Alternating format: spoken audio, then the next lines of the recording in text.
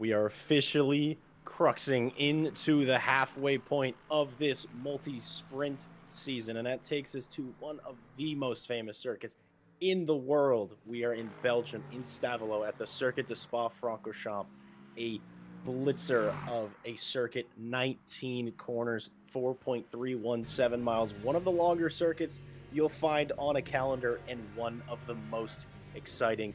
Ladies and gentlemen, welcome back to here at RCI. My name is Jack Mays. Joining alongside me in the comms box is none other than Mr. Adam Reed.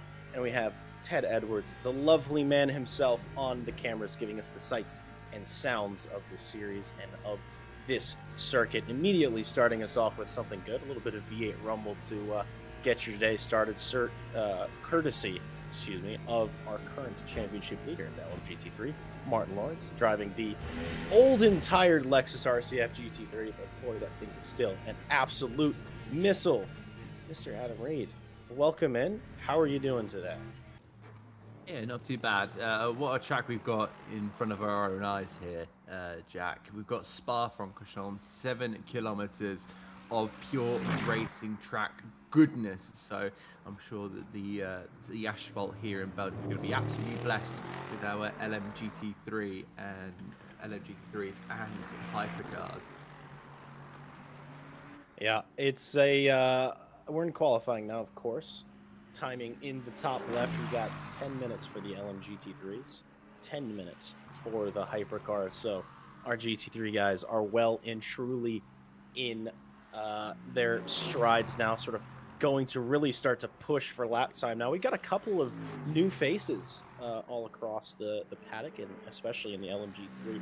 This is one of them, Mr. Barondo, and hopefully we'll be seeing a lot of them fighting through the field. It's a good showing so far today. Still a couple of people that won't be starting from the looks of things, but definitely some good big field action, and this might look like a new face. It's not. It's Zach Vermack getting a little bit loose in the bus stop, but he's no longer in the blacked out full carbon look. He's gone for a proper livery now, and I think it looks quite nice. A dark blue is a good color, especially on something like an Aston Martin. He goes 6th with that time. It was a purple sector 3, but it's a long lap, and people, Adam, as I'm sure you know, people who know Spa, it's a lot in the second sector. If you are quick there, it might make up for a whole heck of a lot.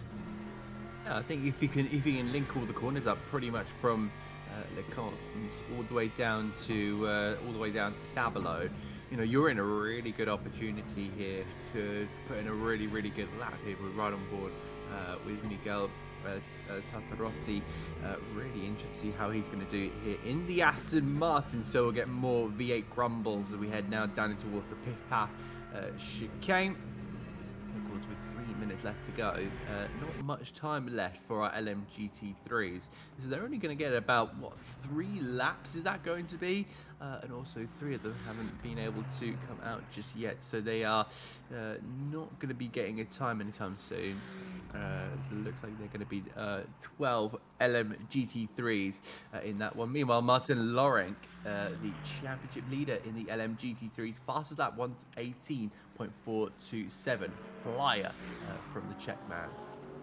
Yeah, and already excited with our ever increasing, our ever improving broadcast tools. We have a new widget which shows us the fastest lap. We'll be getting that all the way through the evening, and we'll see where Tartarotti comes. He's coming across the line. He was up massively on himself. It's a 2:19 for him, up to a provisional 3rd place, and he's gonna start his, well, actually he should have just enough time to actually do 2 laps. Here is Ricky Berry, which is a new driver. Kind of. We were actually given a bit of groundbreaking news right before we started. Ricky Berry is actually none other than Harry Conway from the Speed Juice and Horseflow team, and also Jan McLovin, a driver we've been seeing quite a bit in the Toyota at the start of the season, was also Harry Conway. So he's now switched cars and switched classes, which is usually something that's not exactly frowned upon, but not exactly. Oh, Zach Vermack crosses the line with a quick time. He stops, though. I think that's going to be the end of his qualifying. But that's not entirely frowned upon, but I guess not exactly possible until, well, Harry Conway found a loophole. So if you see Ricky Barry, the British Ricky Bobby, that's who that is. And, well, he's a reasonably quick guy. So we'll see how that looks. Hopefully, Adam, it goes maybe a bit better than it did in the Toyota for him. Are we gonna call him the British Rookie Bobby, or how are we gonna kind of put his name over? I don't know, actually. I don't. We could stick with Ricky Barry. We could Ricky Barry with a permanent Harry Conway in brackets. I don't know. I think that'd be cool. Ricky Barry. So the hypercars are about to go out pretty soon now, but we're just waiting for Joe Dorber to head across the timing line. He's in his all, it makes it black and white. Kind of reminds me of the Man Panda Motorsport car when they had their Mercedes, I believe. Still do. It's an awesome livery. And it looks like Jorba will now head over the timing beam in his Mercedes AMG Evo. He'll head over line, goes fourth fastest. So with Zach Levac putting it on pole. There are your hypercars. You've now got 2 wide in the pit lane. So pretty brave stuff. Both of them, whoever that is, very eager to get on track here. So I'm sure there's going to be a bit of bumping and barging. It looks like the Toyota's going to get ahead of the Aston Martin. And I will say that is a group of teammates. That's Smits, that's Van Driesch, and Van der Vecken all sort of lining up in the practice session before. There was utter tomfoolery between the 3 of them. They were bump drafting through Eau Rouge. It was quite something. So it's good to see that they are still having a bit of a laugh in the qualifying session. Emma Plate just went up to 5th position, and Centeno got a stop and go penalty. I'm going to assume that's for speeding in the pit lane. We'll see if the replay shows us what happens. If maybe he got off the limiter too early, if I'm guessing. I see he left the pit lane late and was given a stop and go by Mr. Ryan Gill, who is curiously missing, but he's not exactly missing. He's here in spirit. So, ladies and gentlemen, if you do anything wrong on track, Ryan Gill will be there to snatch you away. Here's Matt Malcolm now, last of the GT3s to come across the line at him, and he had a brilliant qualifying last week, and we'll see what his efforts can be this week. It's a 21-3. He jumps up a position, but not quite the effort we saw from him last week. And Adam, I'm not sure if he's really got the message here, but he's still driving. You are not in a hypercar. Please return back to the pit lane. But that's going to be a bit of an awkward sight for our hypers to be out there. This one just sitting on the inside of the grass there down at Stabalo corner. This is Martin Vesely in the number 19 Ferrari. Spins it, drops it off the exit. I believe that was Stabalo. This one's Curve Paul Frere. And then he will resume. He will see traffic coming through and then get himself on that inside lane just to avoid absolutely everyone. It shouldn't be, massive because, of course, everyone's still on their outlap at the moment. Yeah, still a little bit of a warning nonetheless. Yeah, and we'll see here. This is our replay system giving us a possible contact warning. And, well, unless it happens very suddenly. It was just a bit close. The machine got scared. But no contact between Whittle and Kauberg. But having a look at the tires, because there's a bit of interesting stuff happening here. Couple drivers opting for the soft tire. So for those of you who aren't all read up on all the WEC things, each circuit has their own tire allocation, and it's unlike F1 in that you get the hard, medium, soft every weekend. Some weekends you get the medium and the soft, some weekends you get the medium and the hard. Depends on the circuit, depends on the day, depends on the year as well. They like to change things up throughout. So a couple of drivers electing to go on the soft tire, which is the quickest of the bunch for qualifying. And I think, Adam, I might, I'm not exactly a a strategist, a race strategy genius, but my guess is that is showing their intent of not changing tires in the race. No. I'll be interested to see how that all kind of pans out, especially with the way that some of the ruling goes. I know that you are a bit more clued up than I am. We're still just having a look at the moment around, and we'll see what Smits does, because he's at the moment heading in towards the final chicane, but he's on a purple sector. We'll see if anyone is behind him and potentially get a lap on board around the 7 kilometer circuit. We'll see what the time is first up. It's 2 minutes, 2 minute 1.615. So, oh, this is getting pretty.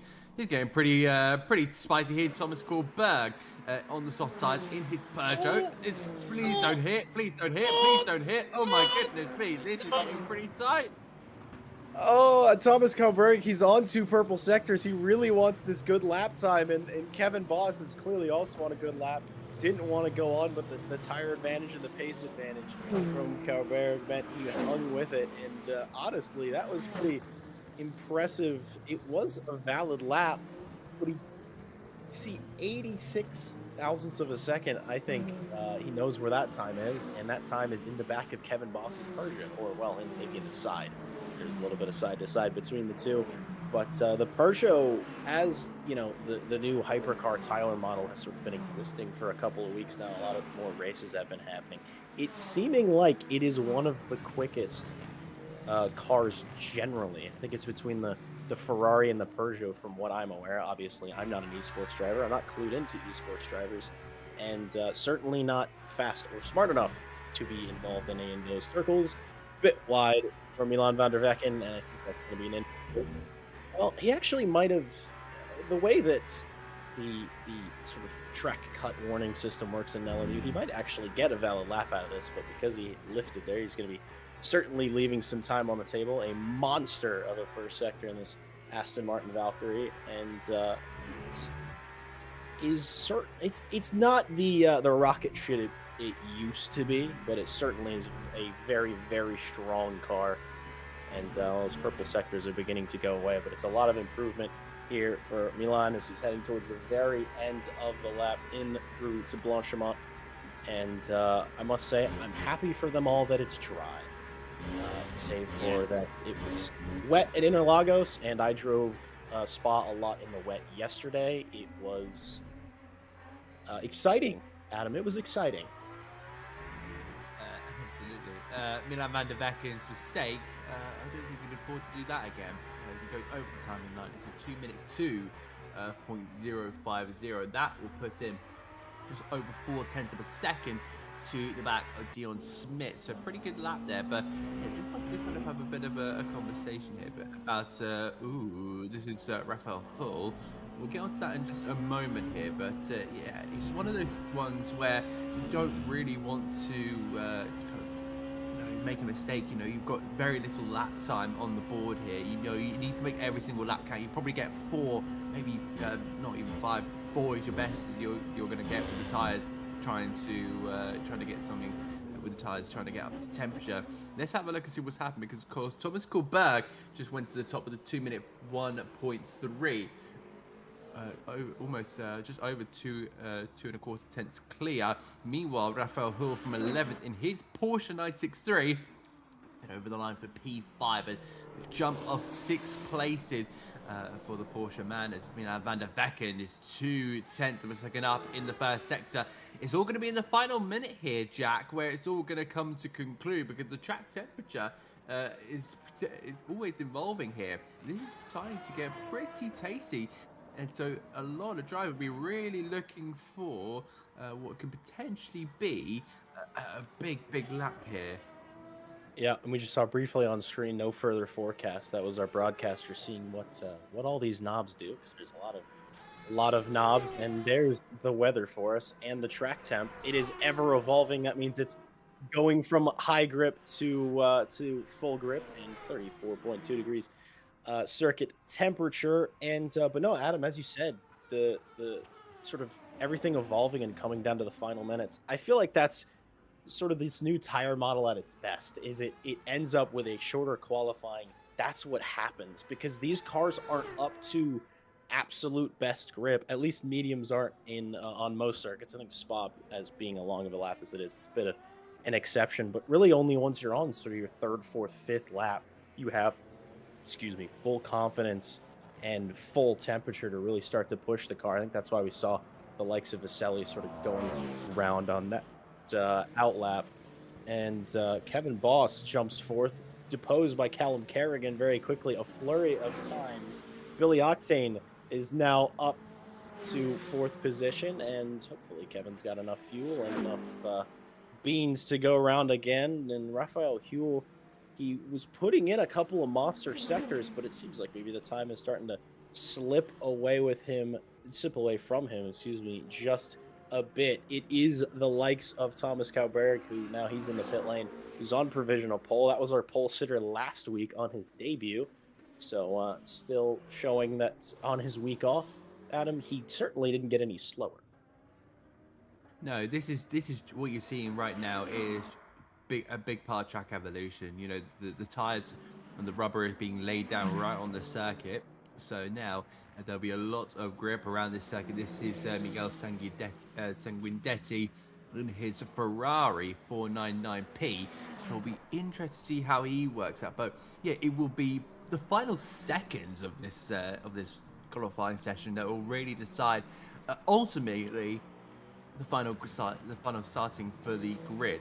So it will be a massive eye out. I'd love to have a track map and just kind of see, where is everyone? Oh, that's a big old off Ooh. there for Sanguinetti.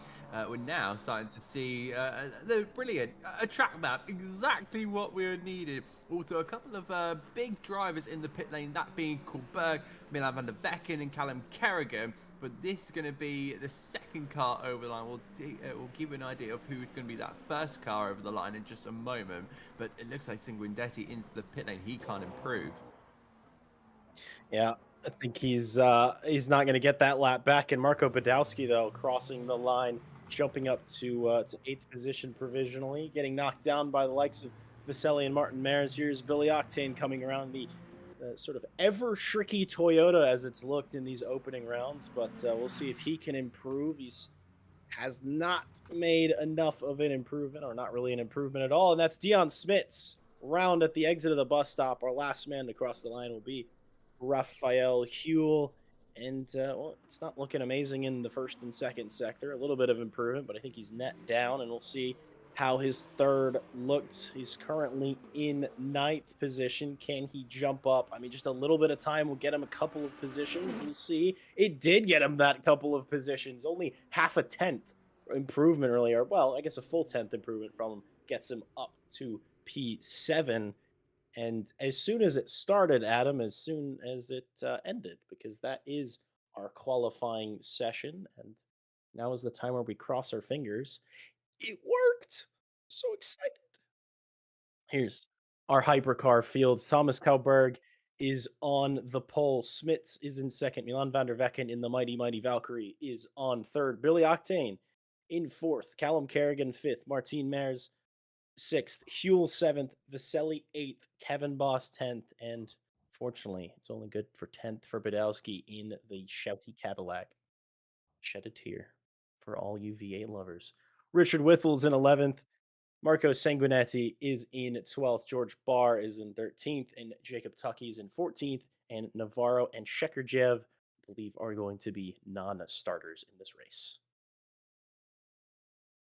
And our qualifying results for our LMGT3, it feels like it was years ago when they hit the circuit, but it wasn't. Vermaak on the pole. Martin Lawrence second is all he's going to do, which has sort of been the theme for these two. Is they've traded race pace and qualifying pace. Barondo is in third, Dauber fourth, Plate fifth, Tartarati in sixth, Rybecki seventh, Schmidberger eighth, Barry ninth, or should I say Conway ninth. Matt Malcolm is in 10th. Visser 11th, Savage 12th, Yablonsky, Centeno, and Hammond 15th, rounding out to 15th. And Centeno got DQ'd as of his misdeeds, shall we say. So nothing doing for him in qualifying, so he will start from the back of the grid. And Adam, I believe we have some championship standings coming up. We do. I believe that's the old one. That's the old standing. So do apologise on that behalf. I've actually got a standings here on my own screen. Unless we can bring them up via our director, I'm getting a hang on in my ears that is constantly ringing like an alarm bell, like one of those fire alarms at school. You have to that will get set off every single Tuesday, which is a little bit frustrating. But again, we're still waiting for these standings at this moment. But until Loring, I can tell you it's in the LMGT3 top plate, plate, top spot, Mo plate. 60 points because he's ammo plate. I don't think he's been in this championship just yet. So actually he had a DNF last round, as far as I'm aware. Round two, we had. Actually, where did we go? Oh my goodness me, my brain's starting to have a little bit of fade. You're in Interlagos. How could you forget the chaos that was the Insokening in Brazil? Probably because I've been on multiple broadcasts since last week. So They do uh, bleed I'm, together, I'm though. They yes, do. That is fair. I've been filled. I've had my brain filled with the likes of VIR and where else we go? Charlotte Roval last night was interesting, but now we start to line up on the grid. So we'll do a couple of pointers. So we'll tell you who's maybe first, second, or third, or someone who's green on a little bit of form during the race. So we'll be able to maybe tell you for moments like that. Yes, we'll get to that. A bit of issues with the standings. We apologize. These are our graphics that our social media team works on, and sometimes they get lost in the mail. No worries, it's all good. We'll just read some numbers to you, and actually, I think I have plenty of time to do it right now. So I'll give you the top three in each class. In hypercar, it is Martin Vaselli who's taken victory in both rounds, who's leading the championship with 60 points. Zina Vendrisha in second with 49 and Milan van der Vecken is in third with 42 points. And in LMGT3, it is Martin Lawrence at the top of the field, taking victory in both rounds. I feel like I just said that, but different guy, different car, same result, 60 points to the lead. Zach Vermack in second with 49 points. I feel like I'm sketching a theme here. And Fabian Schmidberger in third with 41 points. So a couple of seconds remain till they begin their short formation lap. And I believe we've got 27 cars that are going to be taking the start of this race, unless somebody's decided to start from pit lane.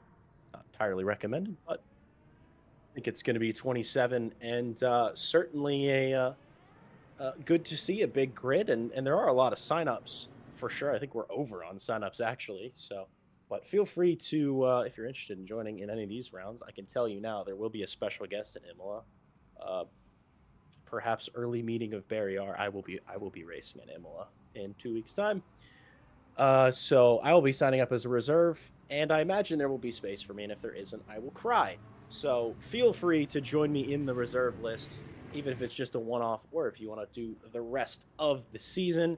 That's all on SimGrid as we get ready to go green. It's Thomas Kalberg yet again taking it from the pole, waiting seconds, moments till it goes green, hitting that pit limiter button and getting the launch he needs. He got a poor launch last week. We'll see how it goes for him this time. We are green flag here at Spa for round three. It's a much better launch for Cal Barrick, but here comes the Toyota around the outside of Dion Smits, but he can't quite hold it. I think we're going to be seeing too wide up through Eau Rouge unless one of them backs out. Actually, Cal Barrick didn't quite have the drive, so he has lost the lead for another week. I think it's becoming a regular. Lando Norris is going through Eau Rouge. Nothing looking too crazy through. La Sauce is Callum Kerrigan going a bit off. Martine Mares also going off just a bit of up at Radion, but 3 wide down towards the chicane. We'll see if everything gets sorted on the brakes. Everybody figures out where they want to be. Very late for Callum Kerrigan. He's going to think about around the outside of the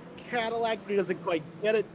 And now it's going to be Kevin Boss next to start trying to get his way past the pink Ferrari. He gets not quite through. They're all now settling in at him, and another very clean, very measured start from the entire field, and it's race time. It really, really is. It's picked up pretty early doors, and already you're seeing a lot of battle. That is the Keble Straight really inviting moments like that where we saw 3 wide in these early stages.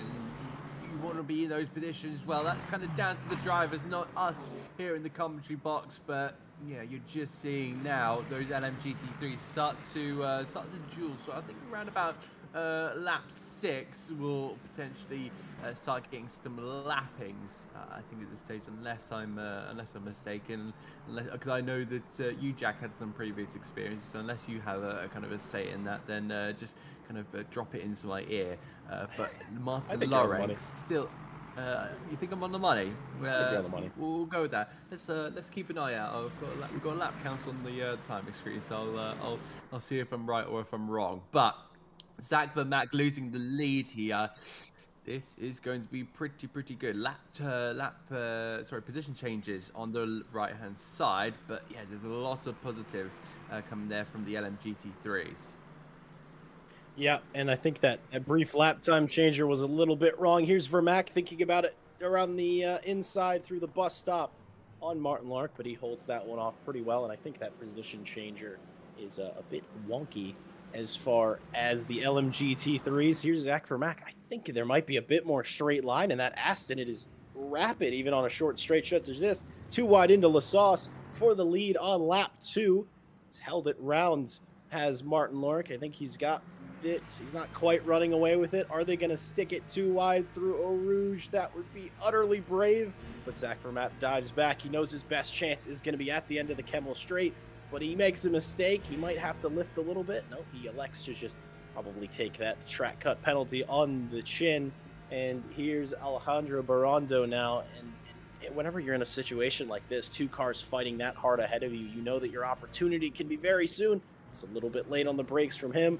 We jump back to a fight between Dauber and Fabian Schmidberger going through, and they cut the corner just a tad, but they're making it all right. Dauber going for the rare opportunity of him actually qualifying.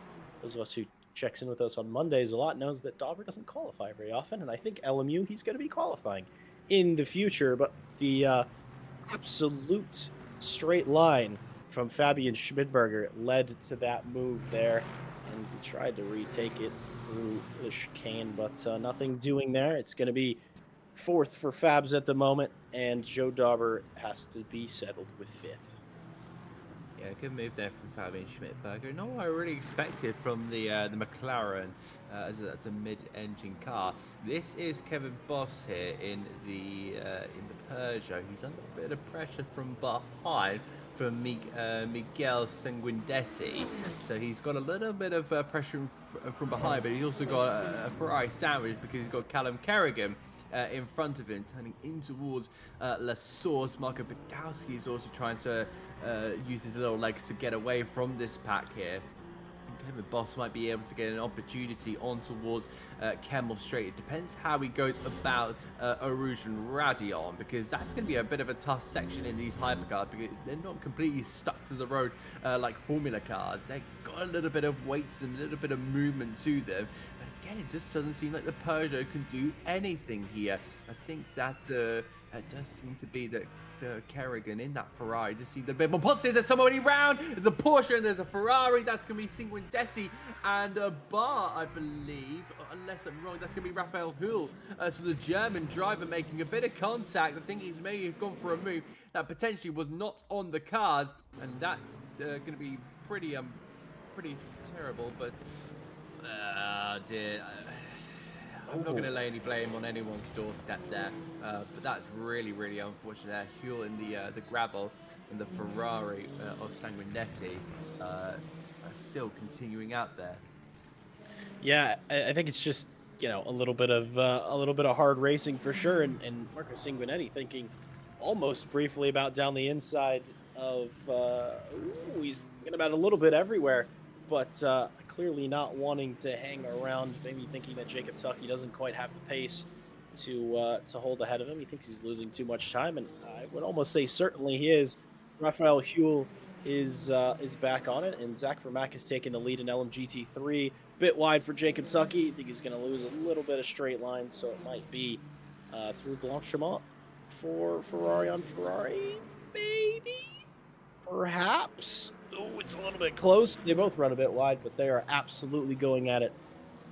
Another fastest lap for Thomas Kauberg at the lead. He is absolutely running away with it for the moment. And Billy Octane and Smits in the pair of Toyotas not quite able to hang with them. Here's Martin Vaselli now on the back of the Rothmans Porsche. Well, it's Redwood Porsche, but we all know that that's the Rothmans livery.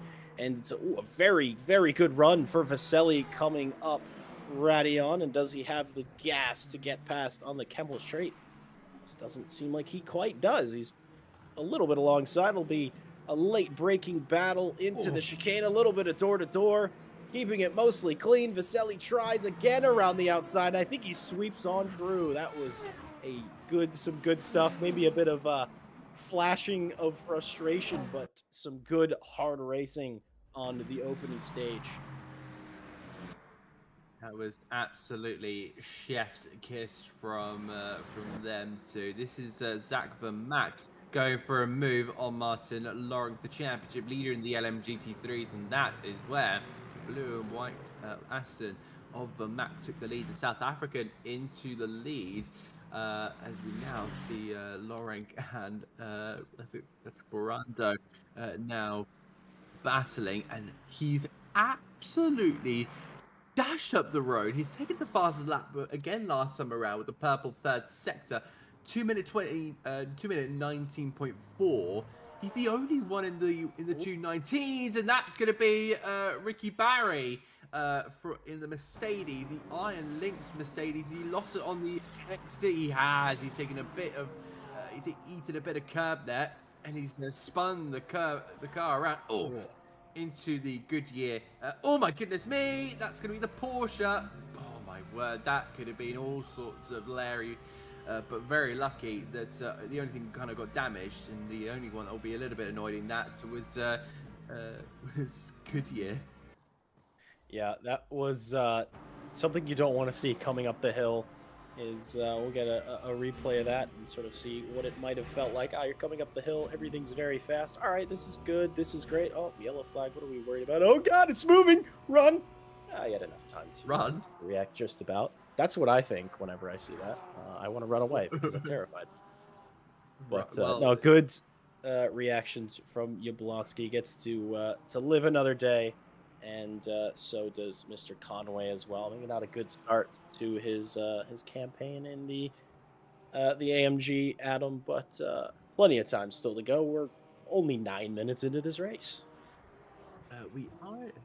So Silk looking pretty good at the moment. I think we've had a lot of action so far. It's getting pretty tasty out there. So I think a lot of our drivers are going to be still within a shout of victory here. There is Harry Hammond out there at this moment in time in the Sol Aston. So he's a lap down. So we're giving a little bit of coverage to our drivers who are a lap down. I always like to at some point give you have to give some sort of advertisement. I say advertisement. I have a theory. A little bit of exposure for the drivers that may be a little bit off the pace. I believe Mr. Harry Hammond actually started this race a little bit late because I do believe that he wasn't on the grid initially. Could be mistaken, but I think we only started with 27 cars, so I think maybe he arrived a little bit late, but still wanted to go out in the race. And we're gonna go for a little bit of old school replay to just get a full answer. And yep, there he is pulling out of the pit lane after the green flag. So he was in the session ready to go, but well, ready to go generally. And the cars are going around now, and yeah, so a little bit of a late start for Harry Hammond, but damn it if he's not gonna show up. He's gonna drive a race. He might not be driving against anybody, but little a little bit of pace there, a little bit of points there for him, regardless of how things go. And I, Adam, have a whole lot of respect for it. Yeah, you have to kind of respect those guys. You know, there's a lot, a lot of there's still a lot of battles going on out here. This is Barondo currently in third in the LMGT3 class. He's still trying to chase down Martin Loring. These two, I'm pretty sure, locked out the front row. The one stage in the LMGT3 class. So they were very much the kind of the quicker car in qualifying, but qualifying is one thing, the race is another. And in the race so far, it's Zach Van Mack again. He's he's not now. Now he's not the only car, the one in the 2-minute 19s, because that's going to be Martin Lawrence with a 19.8 and a 19.7 for Barondo. So we'll have to see if these kind of refresh over the next couple of moments here. But again, they're starting to consistently get into the 219, which is going to be some pretty positive news. I think Barondo did a 2-minute 20.2 last time around. Yes, he did. So that now means that he's going to be dropping a little bit back here from his manufacturer teammate, but there's still a lot of time here to be able to make that up. Grep is still evolving at a pretty hot temperature around here at Spa, and with over an hour left to go, you know, they're still going to be making their way. They're still going to be putting themselves through the paces. Yablonski drive-through penalty. Well, the interesting thing is he has a drive-through penalty, but I think I just saw him pulling into his pit lane, and yeah, well, that was. Oh, I was gonna say that was a little bit lazy there. He went wide before Blanchimont and then went wide again. So already up through, I believe it's 3 points, and he is immediately into pit lane. We have a retirement as well, and let's see who it is. Oh, it's Mr. Visser. Was it Yablonski? I don't know. No. It's this driver here, Mr. Visser. Well, he was running in 10th, so he wasn't at the bottom of the field, and maybe some sort of hardware failure, something going a bit wrong, and something's going a bit right in the hypercar field. Boy, things are going. It's an overtake between Kevin Boss and Callum Kerrigan up the Kemmel Straight. We saw these three fighting early on, and is he getting around the outside? Surely not. It's the medium tire versus the longer lasting hard tire. Well, he didn't even have to wait till the braking zone. He just had that overspeed coming up Eau Rouge, and it's through for Kevin Boss, and I think he's going to be on the hunt for a V8 in the near future. Is a supposed yellow flag for Billy Octane, and a overtake as well. Billy spins it coming through Puan, and that's a freebie there for George Barr, I believe, is in the Valkyrie just there. Oh, that's a rear wing gone and a heck of a damage bill for Billy Octane. That's going to be to the back of the grid for him, and I think a retirement as well. It is. It's an early retirement for Billy Octane. Adam, maybe not quite up to grips with that Toyota. Maybe it's a machine in need of taming. It's a lot for Callum Kerrigan. Marco Badowski's dropped back just a bit. This fight has gotten a lot bigger. I sort of said that Kevin Boss is maybe in the hunt, and he hunted that caddy down very quickly, but the mistake for Callum Kerrigan has put him under threat by George Barr behind. And of course, Ted Edwards says we have to, right, when it comes to onboard on the V8 rumbly Cadillac.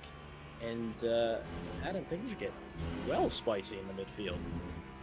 Indeed, they very much are.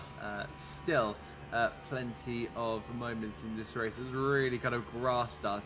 And again, we've not even reached the hour mark remaining yet. So we're still trying to work out. Ooh, this is Rebecca. So it looks like he's also on the back here of one of the Porsches of that Matt Malcolm. It is Matt Malcolm. And also we're getting lappings here. So this is a lap 8. So I was close there, Jack, to this. Round the outside of oh no, this is gonna be 3-1. I think they managed it. My breath is still being held. They've managed it just about a fight Wow. in Hypercar, a fight in GT3. That's some prime multi-class stuff there. Oh no! Oh No! no! It's gone wrong for Milan van der Vecken. He's gone round coming out of Piff Path, and I assume that was unassisted. He stayed on circuit, and I think, Adam, we're gonna get a brief play. Yeah, let's have a look at this one then. So this is going to be Martin Vesely. He's going to come through the left-hander, and then it looks like Milan van der Vecken has dropped it on the inside curve there of the left-hander of Piff Path. He was so lucky. I think everyone was lucky.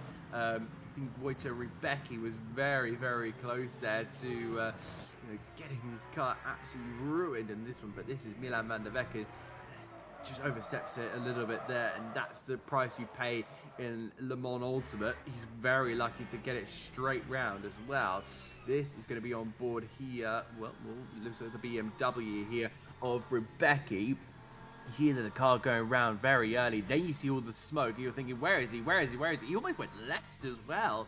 He almost went in, careering into the rear of that Aston Martin. That could have been absolutely atrocious. Carbon fiber could have been flying up there, but no, lucky to survive. And this is going to be pretty dicey here. Look at that Ferrari steaming their way through. I think that was Callum Kerrigan. You are a lucky boy, my friend.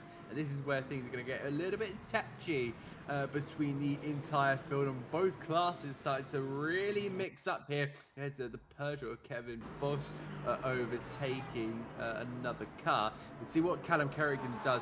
Yeah, it looks like the Cadillac couldn't find any momentum. By the time he's moving around Rybecki, I think he just went straight on through like a missile. Yeah, that was superb stuff and a perfect opportunity. Well, I was going to say it a moment ago, but I can say it now. Well, multi-class giveth and multi-class taketh away. Unbelievable stuff and a great reaction from Callum Kerrigan. I think he's been spurred on by this just a bit. He's now on the back of Kevin Boss. You know, when hypercars are going through LMGT3 cars, it's very often that it causes any fights to sort of compress because everybody has to wait roughly the same amount. But, well, there's Fabian Schmidberger helping Kevin Boss out just a bit there. He didn't have to wait, and the other two did. So a reverse of what we just saw, but it's the absolute beauty of this kind of racing is it's not necessarily all down to, pace versus pace. Learning to go through traffic and knowing how to manage that is a very important skill. A little bit of a wiggle from Callum Kerrigan. I sort of wonder how much that car might be sliding about for him on those hard tires, because he was one of the soft runners in qualifying, and well, I mentioned he might not change his tires, but now that he's on a long running hard, he's certainly not going to be changing his tires. I'm surprised and impressed by his pace as well. I think this is going to be an opportunity coming for Marco Badowski. He doesn't quite get it up ratty on as quick as he would have liked, but he's going to have the overspeed through, and with a little bit of slipstream, there's some GT traffic that might come into play here, but no. Callum Kerrigan holds off to survive another day. That's Zach Vermack just ahead of Kevin Boss, and you can see Kevin sort of stuck behind him. He can't go around, and that's Callum Kerrigan all the way up on the back of him. That's that element that you can't really, you can practice, but you can't really prepare for. It's just almost a bit of luck of the draw in a lot of ways, and Kevin doing a great job of managing that well enough to stay ahead.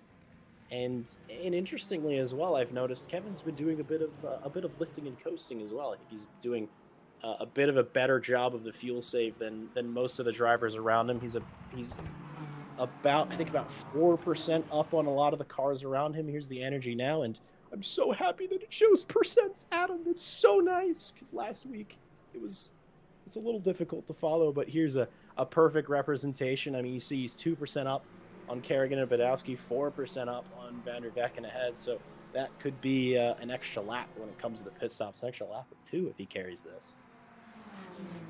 It's good momentum in terms of the energy saving. It looks like they're going to be doing that really, really early as well. We saw we didn't see we didn't see some pit stops into Lagos because that was a raining condition where you're using less fuel, less tires, less energy. You only kind of made a pit stop to freshen up your wet tires, but in this one, you're on a burning hot racetrack with energy being used every single time. I'm also going to be patrolling the YouTube chat as well. Any update on the next Monday Championships as Tebow Ross Cam? Any update from that, Jack? The Monday Championships? Nothing yet. The last I heard that there might not just be one more ACC Monday Championship. Mondays will stay regardless. It's a determining factor in whether we're going to stay with ACC. We're staying with it for now, but nothing coming soon. Everything's. I believe the calendar has been decided. It's just we haven't decided when everything's going to start. So hopefully, we'll get information on that soon. Perhaps an announcement while during the off week to get everybody excited. I've totally made that up. I don't know if that's going to happen, Adam, but maybe I've willed it into existence. I don't know. Yeah, I hope so. We'll have to see how that Monday Championship continues, but I'm sure you can keep an eye on everything. Well, that's going to be a pretty dicey move there by Rebecca. He's going to try that inside line with the BMW there. Matt Malcolm goes very, very defensive in towards that towards this sequence of corners and down towards Bruchel. Is Rebecca going to sense an opportunity? No. He's got into his wing mirrors. He sent him sent him a bit long into the corner, but Matt Malcolm still hanging on by a kind of a leather thread. It does seem like at this moment in time Matt Malcolm is just trying to etch away from Rebecca, but that BMW just staying there. Billy Octane has come into chat and said, it seems like I can't drive more than 5 laps without spinning anymore. Unfortunately for Billy, oh no, off he goes, Matt Malcolm! He slid off the road, and I wonder if he's touched a little bit of the grass on the left-hand side, or if he's kind of just over-rotated the car. And that's going to be a big old problem for the Porsche. He's already taken more dips into the gravel, but it was just overspeed, I think, down into the right-hander. Yeah, car goes on him. Complete overspeed moment there from Matt Malcolm, and that's going to hand 8th place there to Rebecca. Yeah, I think that could almost be determined a little bit of Porsche moment as well. In a front engine car, that sort of spin is more likely to come out as just sort of sheer understeer. Mid-engine car, maybe a little bit loose in the rear. In a rear-engine car like the Porsche, that's going to be going around every single time. It was a really, really good fight for Matt Malcolm, a bit of entertainment for us, and a little bit sad to see it end that way, but time is on his side. 56 minutes remaining. Somehow, we're not even 25 minutes into this race. And so plenty of time to sort of get back into it, figure it out. And Jacob Tucky is now Billy Octane is no longer alone in pit lane, perhaps. See what happens. That was maybe not the way to do that. That is a very brave thing to do on a hypercar versus a GT3. That gap's always gonna shut. Honestly, I'm glad that Lexus didn't get taken out as well. I'm not sure which Lexus that is. Well, we're on board with them. We're not given a nameplate. There's the right one, as you can see Tucky in the background. But that's I was going to say it's either Martin Lawrence or Alejandro Barando, but it's Lawrence. He gets a bit of a tap, maybe some damage, and Adam, I think it's fair to say maybe a new change of pants? Well, I'd love to see a new change of car, in all honesty, because that was very close to being absolutely wrecked in that one. But yeah, I think Tucky has decided to put that into the garage where this can't be hurt anymore. We'll just have to see if there's a replay going on here. There's going to be contact. There's no contact. So Milan van der Vecken have to go right around the outside. of the AF Corsa Ferrari in that one. Again, they're just still batting here. Milan van der Wacken, who had a big round at the season opener in Monza, got himself on the, I believe it was a second place. But yeah, looking really, really good, really comfortable for his sake. But he does want to go after that Rothman's Porsche of Mahrez. It looks like there's been a couple of replays on this one. This is George, Oh, but oh my goodness me, the Aston Martin oh. putting that nose right in towards the tyre barrier. And he's very, very lucky to be continuing. He is going to continue. That could have been all sorts of bad, but let's have a look at on riding on board with the Aston Martin. He's going to dip his wheel there onto the gravel. Oof. Big Beyblade. hit. Yeah, that's Some Beyblade. yeah, it's spinning around like a Beyblade. I don't know. It's got a lot of sharp bits on it. It's like a Beyblade. Here's what it looks like from Callum Kerrigan's onboard, and that's what we call a freebie there. And what I think Callum Kerrigan would call his mind punt, where he uses nothing but brain power to send somebody off the circuit. And he's probably cheering a bit about it. He's promoted up a position. That's Kevin Boss. Rounds at the bus stop, I'm gonna guess. Oh, and it's Withel. Round on the exits. He said, watch this. I can do it too. See what happened to Kevin Boss. Is it a lock in the rear, maybe? I think perhaps braking a bit late. It's sort of unsettled. Yeah, a little bit late, providing a little bit of a spin. And unfortunately, with where he is, he couldn't re-enter the circuit. I think we're going to see Richard Withel goes around on the exit just ahead. Kevin, unfortunately, already had his wits about him after the spin. He avoided that Ferrari well. And now we'll see what it looks like from Withel's point of view. He sees a Peugeot there. Maybe gives his friend a little wave. Hey, man, how's it going? Oh, wait, right. No, oh, God. Oh! And just around again. I think also taking a bit too much that apex curb, upsetting the car.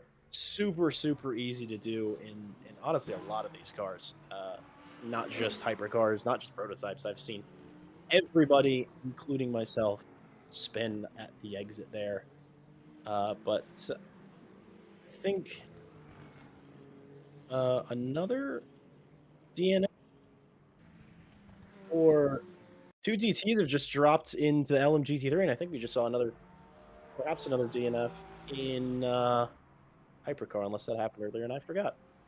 Here's Yablonski here, maybe cutting it a bit into route. Yes. And the key thing is if you don't lift off after making that cut, it's going to hit him again. That's another drive-through penalty for Alexei Yablonski. Here's Hammond. This was the car behind, so they both cut the corner. And they both got drive-throughs ahead of it. If they would have... Here's the interesting thing, Adam. A lot of times, you don't want to lift after cutting a corner because you don't want to lose a position to the car behind you. But if they both would have lifted, then they both would have been fine. And there wouldn't have been a change at all between the race. Yeah, that's going to be a big old unfortunate moment for both of them. They kind of just followed each other in. That's Milan van der Wacken. That is a replay, but Spa's deadly. I just had a ring in my ear from our director saying these curbs are deadly. Spa's deadly. I think you've got the cars left, right, and centre going off. They're spinning in this hypercars. Luckily, the LMGT3 is fine, and then into the pits comes the number 51. Ferrari AF Corsa with Manuel Sanguinetti. He's going to come into the box, I believe, potentially, and indeed retire from the race. That is now 5 DNFs from this race here at Spa, with 15 minutes to go. I think, dear Jack, it's all about staying on the racetrack here, because if you avoid the track limits, you're going to be a little bit slower than other drivers around you. But I think if you could just stay on the racetrack here, you might be in a good shout of getting a really good result. Yeah, I think you're absolutely right. I've just noticed something As well, if you look in the top left of the screen, Thomas Kalberg has almost 15 seconds in the lead so far of this race. He's sort of done it a bit quietly, and their lap times are reasonably similar. Honestly, I mean their best times are only 6 tenths off each other, which is a big margin. Don't get me wrong, but it's not so massive. I think my guess is possibly he's just doing a stellar job managing LMGT3 traffic. I mean, that's where you can find loads and loads of time, but already though 2 seconds more have been added to the gap just this lap, or well, now it's fallen back. I'm gonna guess there's a little bit of stuff that happens on LMU's end between Kemmel Straight and the chicane because the gaps come back down. I think that Calberg, it's a mix, Adam, of out and out pace and also just really good management of traffic. It does seem like it's just you're having to manage absolutely everything. This is heck of a Mac. I thought we were fucking qualified for a second. We've got this. We've got the kind of the timing graphic. Now we're just seeing the actors of Zach Van Mack in the minutes, which is kind of seeing if he can prove at the moment he's still on his 219.4. But Martin Lawrence has done very similar, 219.483. So 7/10 of a second between the two. Sorry, 7/100 of a second, I should say, between the two. Look, this is our director's currently looking for the second sector, and I can confirm that it is gone way by. So yeah, this lap will not count. But yeah, it looks like Zach Van Mack is in a fantastic lead at the moment. Oh, well, I say fantastic. It's 2.5 seconds to Martin Loring. So, not quite what I was expecting, because there was a point where I think he was about 6 seconds in the lead.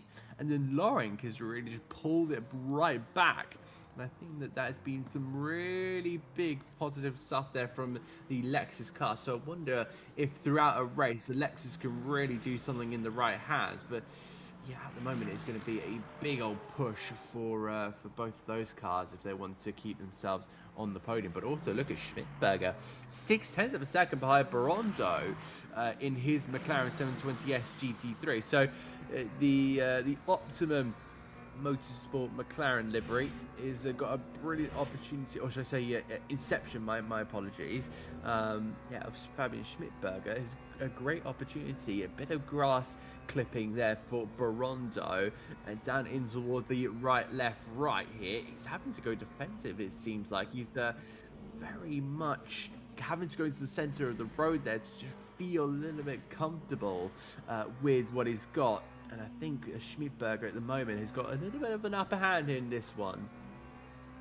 Yeah, and interestingly, based on their lap times, obviously Fabs is going a bit quicker. And it seems like that Barondo, he was hanging with the leaders for a good while, at the beginning of this race, and maybe pushed a little bit too hard, maybe found their limits and is sort of backing off, where Fabian Schmidberger, I mean, we saw making moves early in the race, just sort of getting more comfortable as suddenly there's a Porsche that comes through. I was wondering why it was going a bit wide. There's the answer. There's a hypercar there. And he sort of found his footing well, we're not even midway through this race. We're almost midway. But he sort of found his footing and is only getting quicker. So maybe a bit of, mental acuity between the two drivers, sort of finding who's going to be greater where. But it does, as you said, Adam, seem to be going the way of Fabian Schmidberger. But I wouldn't count out that little speck that you can see at the very back of shot. That is the Mercedes AMG GT3 of Joe Dauber, absolutely slamming through the last couple of laps and catching up. He smells a fight on, and if I know Joe, which I've seen him drive a lot, he loves a fight, and he's certainly going to be trying to get involved. I think that's that's really the whole point in racing. You want to be involved in those battles. Does he want to be doing it in the pit stops? This is Jablonski. because he's now coming to the pit lane. That's actually Just being Hammond. told me that he's a drive-through. Sorry, it's Hammond. My apologies on this one, but yeah, he's got a drive-through penalty, and this is the drive-through penalty for Zach Vermaak. Big moment in this race. The race leader, the South African, with a drive-through penalty, and where else would it be? At Arouge and Radion, up to the left, up to the right. Is he going to go over the left too much? He is. He gets the car unsettled, and that's going to be big for the race. Billy Octane has just said in chat the lack of feel for the rear grip after the update is the issue. That's why the grid is already half the grid is already gone. So that is going to be a big moment, and that's going to be that's going to be really unfortunate for any of our hypercar drivers. They're really going to have to work a little bit harder. So Harmon is now back in the pit lane there. That makes it 3 DNFs for the LMGT3, so we'll just see what he's going to be doing in that one. And Martin Lorag is waking up, smelling the coffee, and he is now seeing an opportunity to overtake Zach Vermaak on the road. Will he be aware of that drive-through penalty? I'm not too sure, but he's a racing driver, so he's going to go for it anyway. Yeah, and it's just sort of some of the mind games that you can play as a driver if you just spend enough time in the mirrors of another car. Chances are that car ahead is going to start to make mistakes. They will eventually start feeling the pressure, and I think that's exactly what has happened to Zach Vermaak. He's just gone over the limit uh, one too many times. He's not going to serve his drive-through just yet. He's allowed to do 3 laps since getting the penalty, or once getting the penalty. So he's got 2 more he can do, and then he will have to box on that the end of that 3rd lap. So, but Martin Lawrence absolutely can see on his screen a big red DT, similar to what we can see on our timing tower, and he knows. And a lot of drivers would maybe relax a bit. They'd be like, "Oh, my big rival, I'm 14 seconds ahead of the next guy. This is awesome." Martin Lawrence is not backing off. That is not the kind of driver he is, and he's going to keep pushing. In fact, he's probably thinking, "Let me get past this guy before he has to pit, just for the heck of it." But no, going back to the point that Billy Octane's making, and Adam, a very good shout for seeing what he said, is talking about that lack of feel in the rear. And I certainly know what he means, and it's a bit tricky because in the past you could quite honestly slide the hypercars a lot.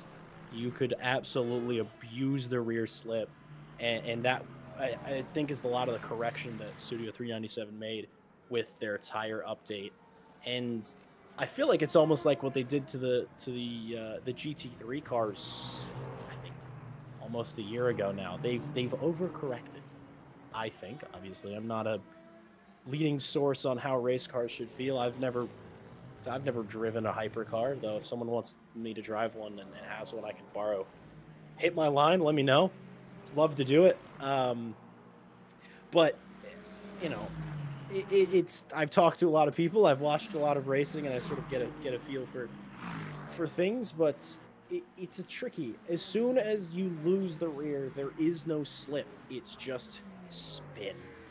And with the tire warm up as well being as long as it is, I think it needs to come back this way, Adam. I think maybe they've done a little too much. The car's a little bit too tricky to drive. I do think it is an out and out improvement in how the cars feel to drive, but when you're on the limit, it can definitely be a bit of a pain. This hypercar is proving to be a big problem for absolutely everyone. All kind of 16 drivers that decided to take a hypercar for this championship. We're now down to 10. In comes the Dutch driver Emo Platt in the AF Corsa Ferrari. He's going to make his way onto the pit limiter and serve a pit stop here with just under 40 minutes left to go. Looks like also Matt Malcolm might be into the lane as well. So yes, we do have Matt Malcolm coming into pit lane. The trundles down and stops in his box. We're looking, I think, on for a really, really solid race. We'll see there, Platt is in there, the Dutch driver, and I'm sure he'll be trying to leave ahead of that Porsche. But looks like energy is starting to go pretty light at this stage. Somebody who's kind of saved quite a lot in the hypercar class, 22% for Richard Whittle, but of course he's already had a spin. Looking toward the top end, I think you're really looking at Martin Mares and Martin Vesely. It's two Martins there in third and fourth. They're just sitting just under 17%. It looks like Matt Malcolm is about to head out onto the racetrack once again, as the Porsche absolutely tears it up in pit lane. I don't think the track marshal will be very happy about that one. I'm sure he'll get a wag of the finger, as I say. And no, not the middle one. Don't you dare be thinking that. Well, it's exciting. It's cool. I do it when I can. And Matt Malcolm returning, and I think his early spin may be still weighing on his mind just a bit, but he's running decently. His lap times are decent as well. He's honestly sort of lapping a similar pace to the race leaders here. Mac, he has to serve his DT now. But he's running, Matt Malcolm's running in the 220s along with Sacre Mac, just barely running in the 220 this last lap. He pushed for as mighty of an in lap as he could, but now the walk of shame. He's just going to have to sit at 60 kph down this pit lane. Fortunately for him, this isn't the full endurance pit lane that is about 14 miles long. It's just the normal one, the short one with only 36 boxes. Here's Barondo. Oh, you can see it is about 15, 16 seconds that it's worth, because Barondo was behind about that amount. And here's Vermac coming. He's right in the middle of the racing field. So good news, bad news for Zach Vermac. Sorry you lost the lead. Good news, racing. Let's give it a bash. And the back marker there, that's Ricky Berry, that's Harry Conway. He is a back marker in this fight, so I'm certain he will probably get out of the way of Joe Darber once he gets close enough. So we'll see how he does it. AMG on AMG. It is a good rear camera, Ted Edwards. I agree. It gives me a certain feeling that I won't mention because I got in trouble last time I mentioned it on a Monday. Won't dig that back up, even though I already have. I really hope that either Ash Bibby, one of our other wonderful broadcasters, or our wonderful other commentators, Mr. Callum Kerwin, is listening to that. That was for you guys. Anyways, Adam, it doesn't seem that Harry's really jumping to get out of the way.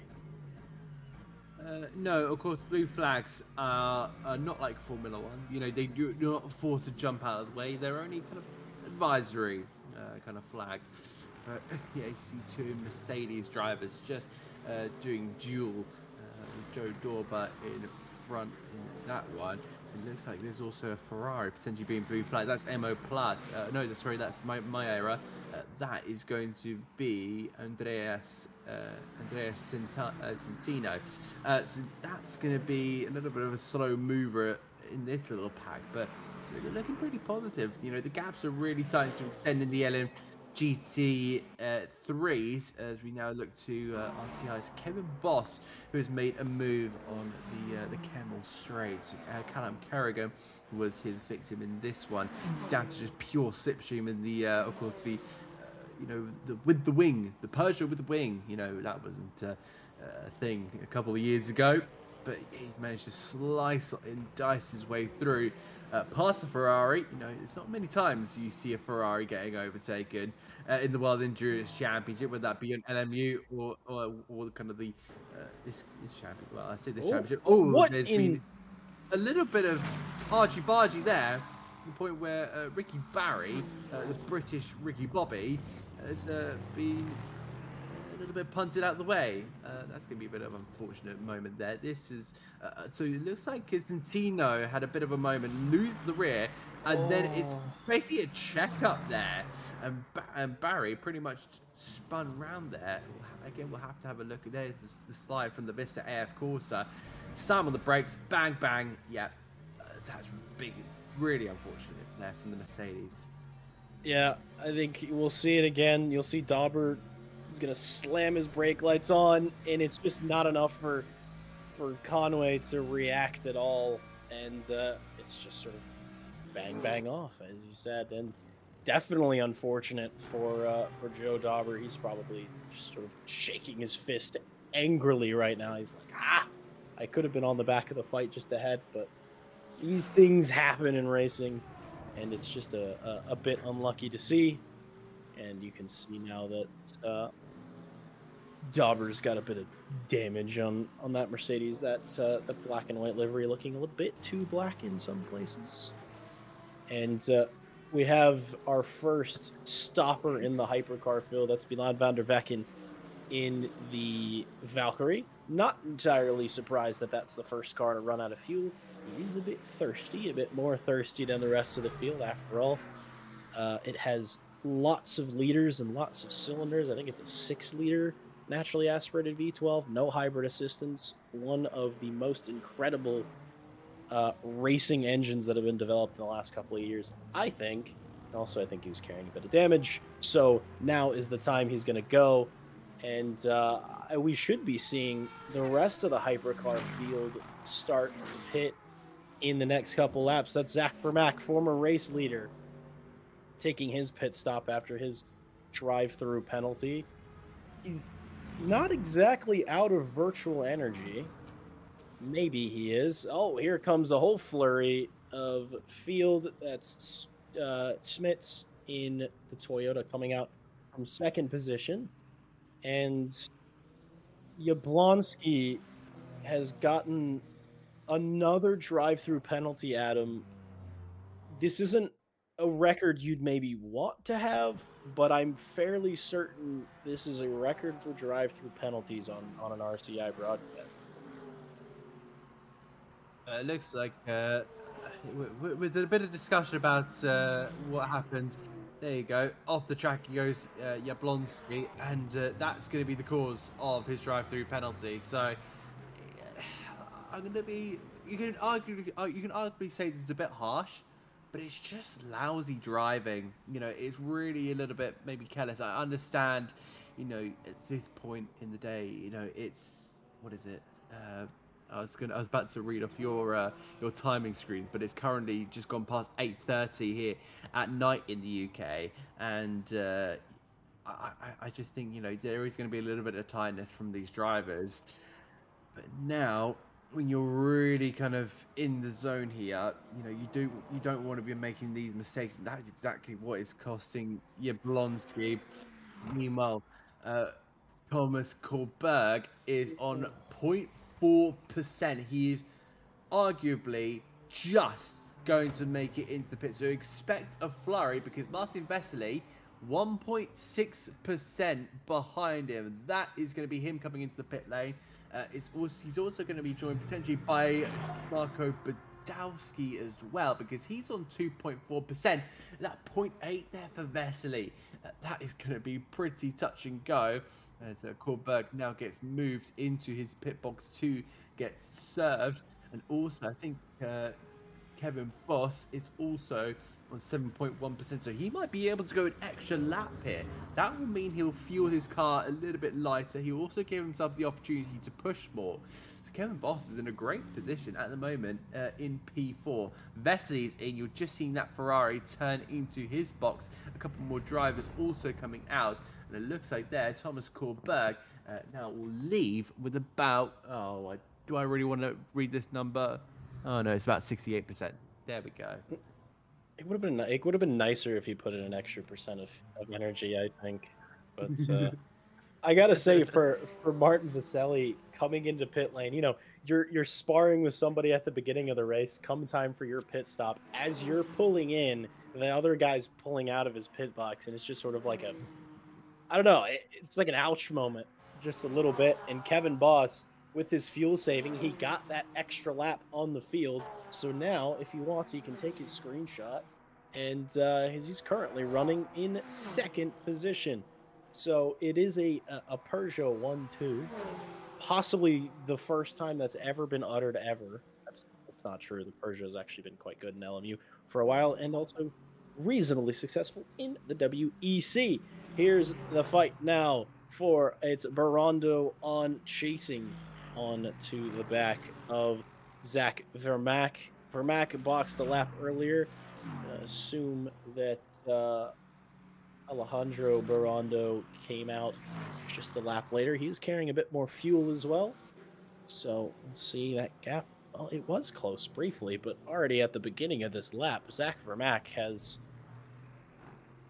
shall we say, Adam, run away a bit.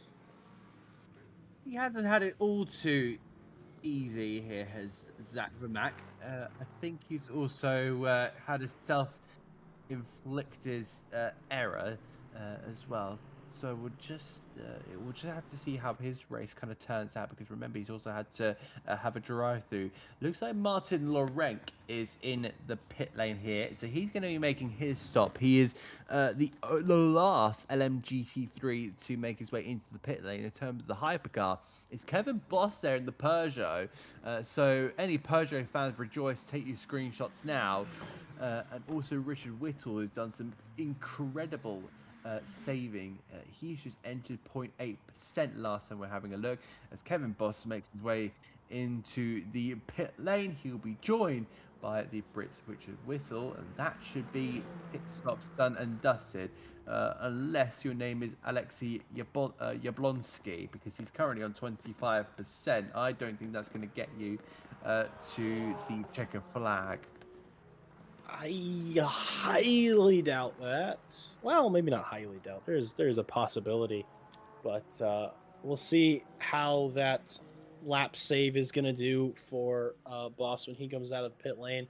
He's sort of there or thereabouts with Callum Kerrigan, so we'll see on his exit where he's going to be. Here's Richard Whittle getting ready to rev the nuts off of his car. It's up in the air, which means it's about to drop back down. Not as much fanfare as the Porsche. I'm almost a little bit disappointed, but that's okay. I'll I'll live.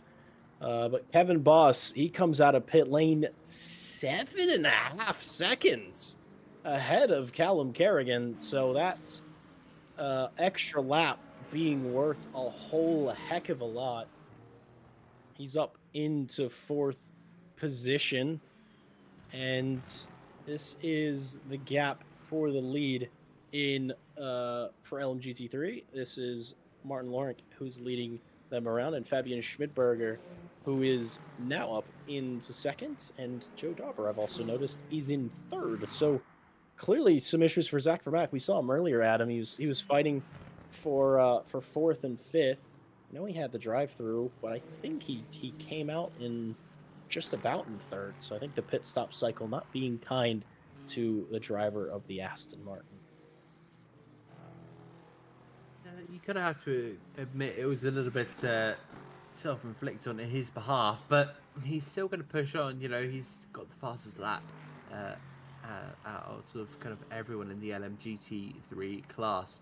You know, the two drivers ahead last time around, pretty slow. So just having a look at the sector one times, he's, you know, half a second faster than the two drivers in front of him, that being Joe Dauber and Fabian Schmidberger. But Martin Lorek is right at the head of the pack. The championship leader, the Czech driver, is really leading from the front now, and he's got a 22-second gap there to the Inception Racing red McLaren of Fabian Schmidberger, who is I thought we were going to switch to, but this is going to be Barondo.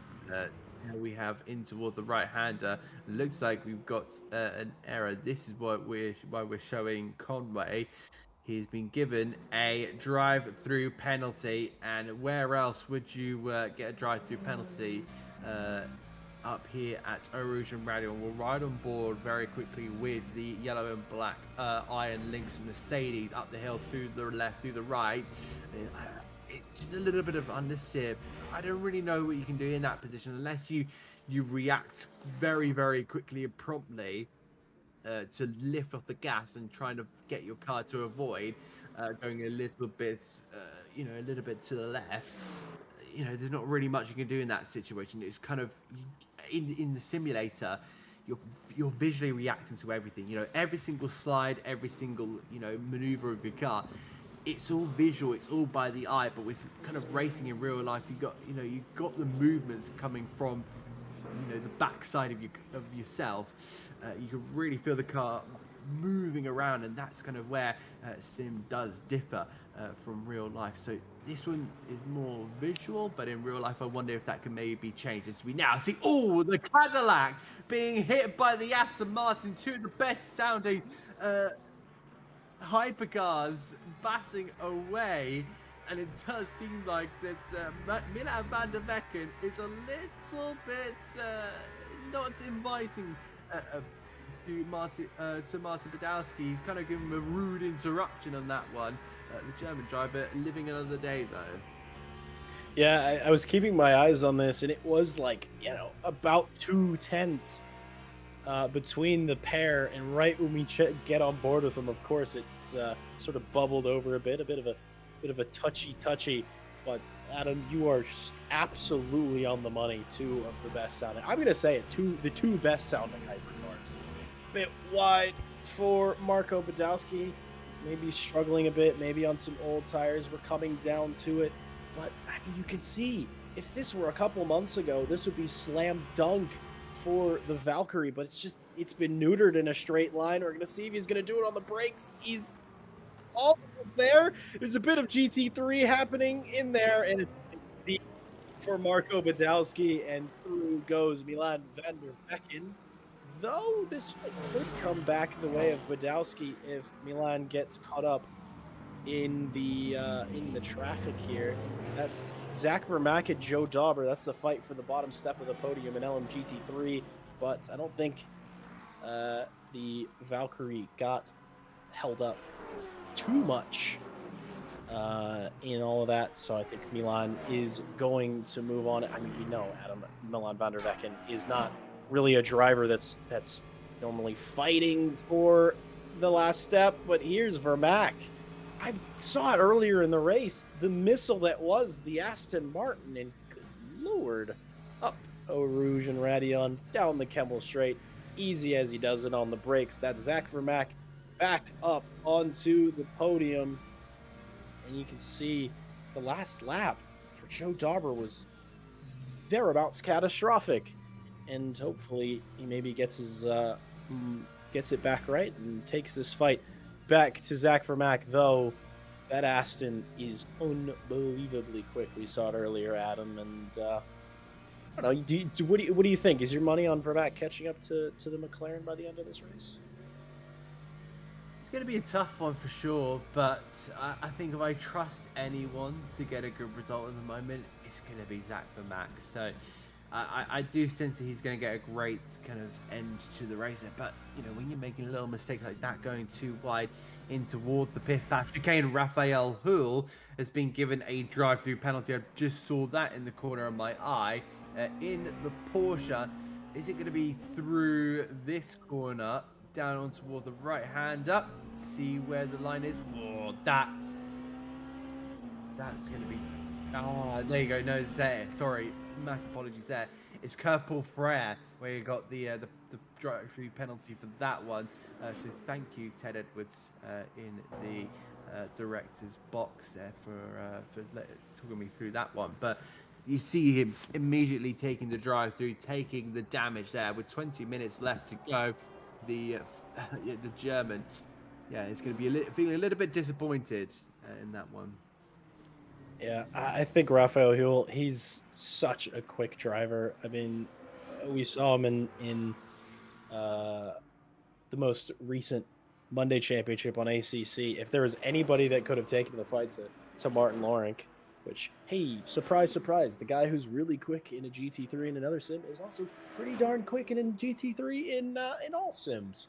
And that's, of course, the championship leader in LMGT3. I think Raphael Huel, he's switched to the hypercar for the first time, I believe, at least in a multi-sprint season. And with a new car, it drives way different. Also, the introduction of the new tire model, I think he's struggling just a bit, but hopefully by the end of the season, he'll find his footing. I saw a brief yellow for Martin Vaselli and clenched just a tad, but I think he's all good. Maybe just a bit wide very briefly, so nothing doing. Actually, get a replay of that. Thank you, Mr. Edwards. And we'll see. Maybe it was just a bit too wide and blush. Well, no, he's good. We're good. Did he go deep? I'm gonna guess. Oh, he did actually go around at the entry into the bus stop, and that would be what triggered that yellow flag. But he got going so quickly that it didn't make a difference. And also, he had a nice hefty gap, so nothing terribly major. The the second, third, and fourth place drivers all well and truly in the John Dalton zone. We're back with Marco Badowski. Ted's very excited that he's no longer holding the wooden spoon. He's gone up to ninth, and he was very close to the Valkyrie, I think, which is what Ted is hunting for. And I am very excited, Adam, as well, because we might have a week off here at Multisprint, and fortunately, because I will be in Sebring, going deaf to the sound of Cadillacs and Valkyries in person. So looking forward to that. And if anyone in the world has an opportunity to hear these cars in person, do it. Here's Joe Dauber getting overtaken just briefly by Barondo. We're going to get a quick replay of that since we missed it. And we noted it earlier. Joe Dauber may be struggling just a bit. He has got a fair amount of damage on that car because of the earlier incident. I think that might be why his car sort of sits still in a straight line. Is it on the brakes into the bus stop? It is very onto the brakes. I don't think Joe Dauber fought that too much. A bit deep from the Lexus, but he's got the over-under on him, so he's through up into fourth position. Deep, really good batting out on the track, even with an hour in this race gone. That's already passed by. We're now starting to see some really positive stuff. Now, Zach Vermack is going to be the main kind of person to keep an eye out for. You just see him there in the back of the screen here, but yep, 3.6 seconds is the gap to the Fabian Schmidberger McLaren. So if you're Fabian Schmidberger, will you be feeling the pressure? I think I'm going to say no on that one. It looks like Matt Malcolm's had a spin there down at the Lecombs chicane. We'll see if the blue, white, and grey Porsche did it to himself. And that's exactly what it looks like. Is it a bite of the curb? Is it overspeed? I think it's just over rotation. I think a bit too much speed, a bit too much of that weight in the rear is as round she goes. But I like to call them Porsche moments because it's only something that would only happen in a Porsche because they're the only people crazy enough to keep putting engines in the rear of cars. But it works. Some of the most exciting race cars are based on 911s, and here's a fight that's been brewing. It's Callum Kerrigan and Martin Mares. He's actually split his tires as Callum Kerrigan. He's got mediums one side, hards on another. I'm trying to spot it from the camera because you can see the tire sidewalls. That looks like mediums on the right. That will be hards on the left. So a bit better for him than full hards, or perhaps that's what he's been running all race. And we haven't seen it because they haven't shown us that it was split tires. So that's one knock against the broadcast tool, but that's okay because there's about 1,000 points in its favor. It's so great. And that's Yablonski in his pit box now for his splash and dash to the end as he took a early pit stop amongst all of his drive-through penalties. He's possibly been down pit lane 5 or 6 times this race, which is something you'd expect from an endurance race. Maybe not an hour 20, but good, good pit stop practice. That's Emo Plate getting past Wojciech Rybecki, and we'll see if the BMW driver tries it again or tries for a retake. Not quite. I remember a time when the BMW was just about the best thing in GT3 since sliced bread. Seems those days are just a bit gone. Wojciech Rybecki, the only driver staying in the BMW and maybe paying the price just a bit. Doesn't have the pace it used to. Here comes Vaselli in the Ferrari, just giving us a little bit of multi-class, splitting the pair, and oh, certainly finds the gap Wow. through there. That is a master of multi-class there. That's a move you do with confidence. A little bit of gravel on the exit. We won't pay too much attention to that, but Adam, that shows the experience that he has, comfortably and confidently making his way through. Indeed, it has.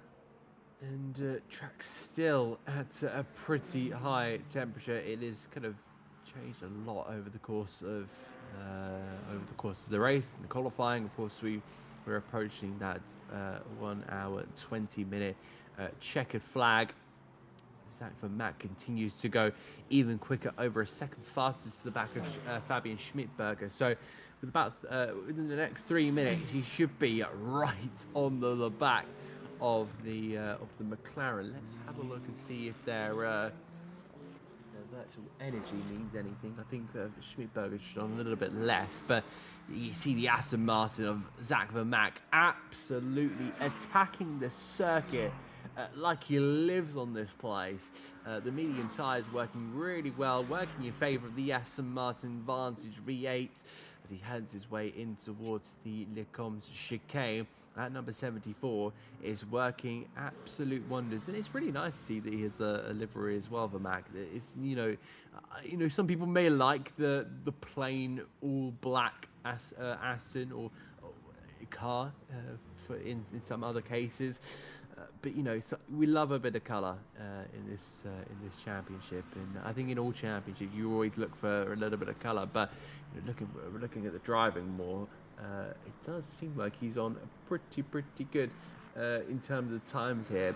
I just wonder about the tyre drop off, because yes, he's on the medium. Yes, we know that they've been able to carry all throughout this race, but it's just that kind of last 10 minutes that could be the kind of deciding factor. There is a hypercar, one of the Friars, either Vesely, I think that might be Richard Whittle. He's going to go on his race. That's Martin Vesely, and he backed off in that one. He's not really fighting for P2 at all, because he's, I believe, he's 27 seconds behind Dion Smith's 50 seconds behind Thomas Korberg, who's just been in another league. But we'll try and stick with that battle of Schmidberger and Van Mack, because that's now just dipped under 9/10 of a second with 11 minutes to go. Yeah, it was a question. Could he catch him in the last 22 minutes? The answer was he didn't need 22 minutes. He needed about 11 or 12 to get back into this fight, and it shows, the pace that he had, and it shows what could have been if not for that drive-through earlier in the race. But it's as close as he's been now. He's getting ever closer, pretty much in every single corner. And we'll see what it looks as they're going up through Eau Rouge now, out through Radion, and on to the Kemmel Straight. Sort of both looking equal in pace, but it's coming down. The Aston Martin-shaped missile is closing, but I don't think it's closing near enough to be any kind of move into Le Combes. But it is another 2-3 tenths come the way of Zach Vermack, and Zach has the option. he does still have 10 minutes. He can play this one slow and steady and, find the right time, the right moment, or he can just dice up Fabian Schmidberger and try to get as close as he can towards Martin Lawrence. I don't think that's going to be a fight worth fighting, but we'll see what happens. A drive-through penalty for Milan van der Vecken. A day gone sour, gone just a bit worse, and Yablowski decided 5-6 trips down pit lane wasn't enough, so another DT for him, and it will be another trip down pit lane. It's so close between the pair, 2/10, and if I were Zach Vermack, I would be thinking about the bus stop chicane right now as they're coming through Stavelo and then Curva Paul Frere. And he's close, but he didn't quite get the exit that he needed to, so he's going to lose a bit of time, maybe gain it a bit back towards Blanchimont, but I'd say he needs to be at under 3/10, if not closer, to really try to make a move into the chicane. He's close, but I don't think he's close enough. Maybe a bit of dirty air coming off the back of the McLaren, hampering his ability just a bit. And Adam, I was kind of hoping that it would happen this lap. That's why I kept talking so long. But no, back to you. I think that it's going to happen down Kemmel Straight here, unless Zach Vermack just gets an abundance amount of understeer through the middle of the corner, or the middle of the hill, I should say. We'll have to see. So, Zach Vermack, what have you got in your back pocket? With 8 minutes left of the race, he has been chasing all of this, and he's cut the corner. Has he got a drive-through penalty? He's lucky to get away with it. So here he goes, Vermack now to that left-hand side. He's trying to get any form of draft off that McLaren and in towards the Lecombe chicane. I don't think he went with it, but yeah, he would know that as well. There's a battle on behind as well. That seemed to be Kevin Boss ahead of Mares and Kerrigan. So I was going to mention they were getting pretty close on track with a few moments to go. Splitting through the traffic, and look at that, Kevin Boss. He's got the momentum, and that is absolutely superb from the Peugeot, whilst Mares is just trying to limp his way through. He's lost a bit of time there, probably about a second there to Kevin Boss's Peugeot, and the battle will resume in the LMG T3s, but this could be a split here, because I think that's going to be Kerrigan trying to sweep on through. That could be very close to contact. The Inception McLaren was so close to getting a shard to the side of his 720S GT3 Evo, but he's now got to deal back with the Aston Martin Vantage. Jack, I think this is going over to you. Can Zach Vermack try again and make it this time around? Yeah, we'll see. We're just sort of like betting on moves happening where they're not happening, but it's really, really close for Zach Vermack. Barondo's close enough that he could maybe make something happen if they fight even harder. We'll see.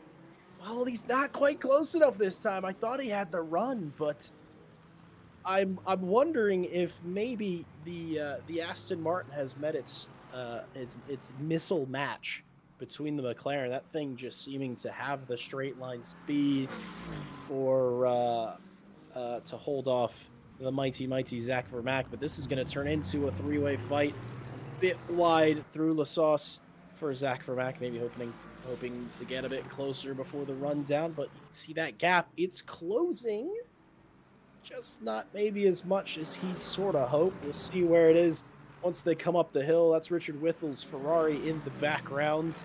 And maybe another minor corner cut for Zach Vermack. Yeah, he lifted. He absolutely lifted. He does get a drive-through. He was fighting so hard. And here's P3 is not going to be what Vermack might get. He might not even get fourth. He might drop down to fifth, possibly sixth position. Emo Plate, get a bit of a move on, buddy, and maybe you can get close enough. But goodness me, something that I also haven't mentioned that's been sort of an underlying update to Le Mans Ultimate is the track limit system. it is significantly more stringent now than it's really ever been. I think it does a fantastic job, and honestly, I think everybody would probably agree it's a great system, except for when you're getting drive-through penalties, and then it's the worst system in the world, obviously. But it does a very, very good job of sort of allowing for a bit of movement. There's a lot of momentum from that Lexus. All of the sudden, I spurred on and sort of rushing through, and Fabian Schmidberger is now has a new sparring partner, and Badowski giving them a bit of a rush of V8 motor as they come out of Curva Paul Frere. And, well, Adam, we might be seeing a move here, but it might not be between the cars we were expecting, but a bit wide in Blanchimont for Barando.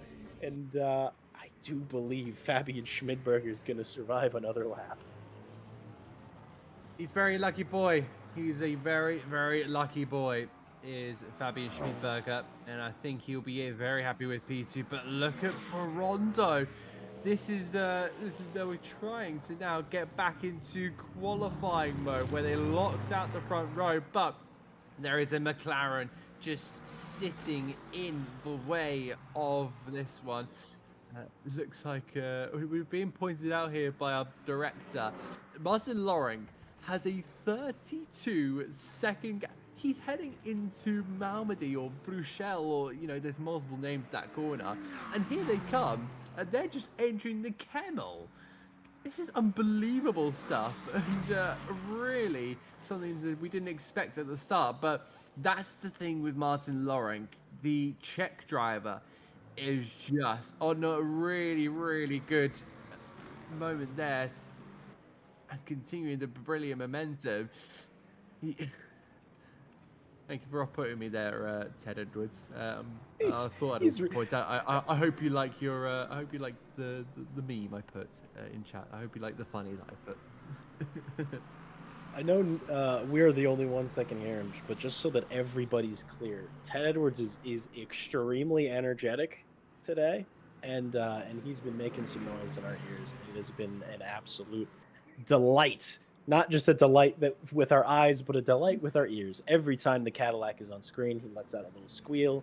Anytime somebody has a little slide, he lets out a scream. It is brilliant. Oh, much better through the chicane as we all let out some noises. A bit of door-to-door between Fabian Schmidberger and the Lexus. He's going to hold it off. The interesting thing, Zach Vermaat could technically not serve his DT. I don't know why he wouldn't, because then it will be get translated into a 25-second penalty. I think he just wants to watch. Here's Milan van der Vecken, though, in the Valkyrie. Maybe he's going to wait. Okay, he is going to wait through Blanchimont. Very smart, but now he's going to make it so they can't really dive up the inside or the outside of the corner. A late move by the Lexus into the bus stop. Does he make the corner? He very nearly does. Fabian Schmidberger, though, he gets the move done. That's unbelievable.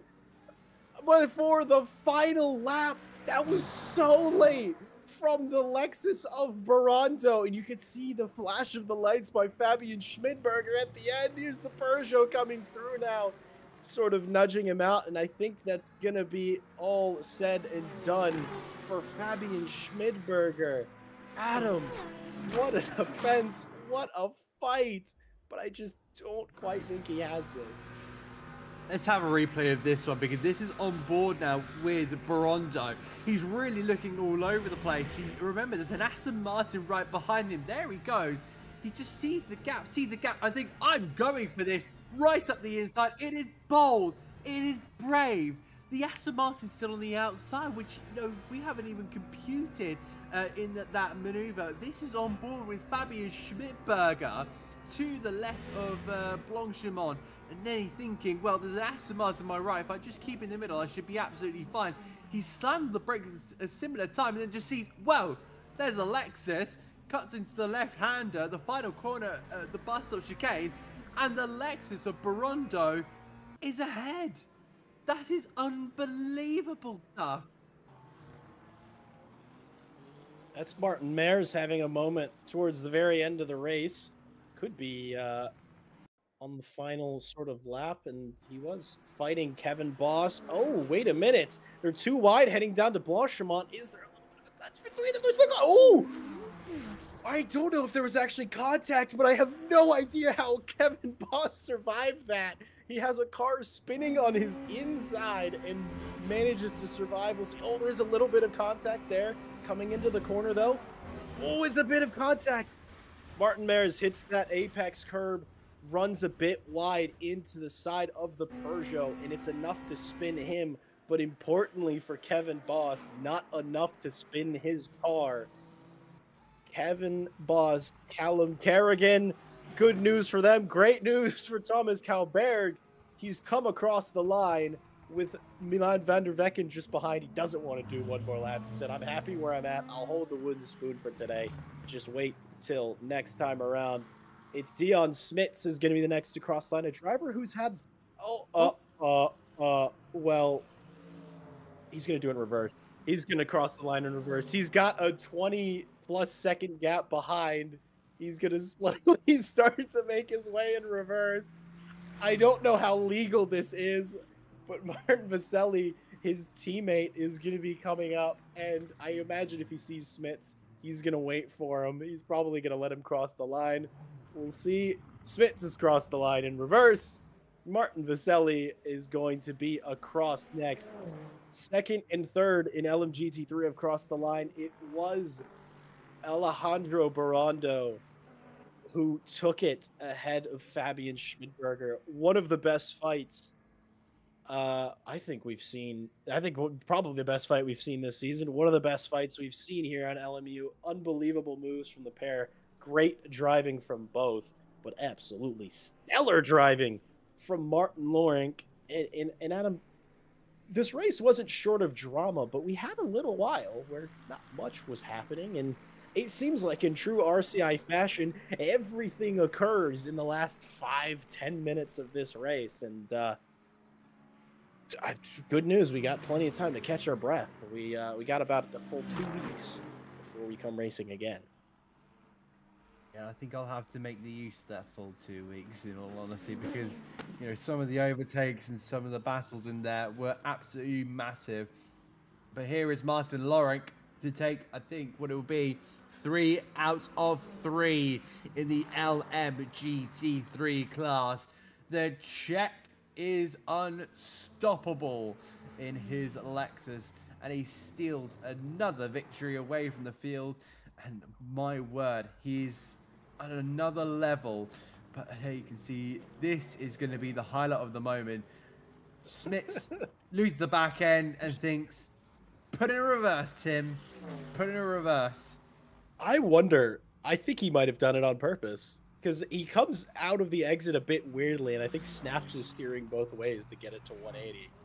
But he sort of stops, then he starts letting the G3s come by and across the line for Dion Smits with a J turn to end off his race. A quiet race from him in the Dalton zone, but what a stellar way to finish a race, and what a stellar finish to our race here at Spa-Francorchamps.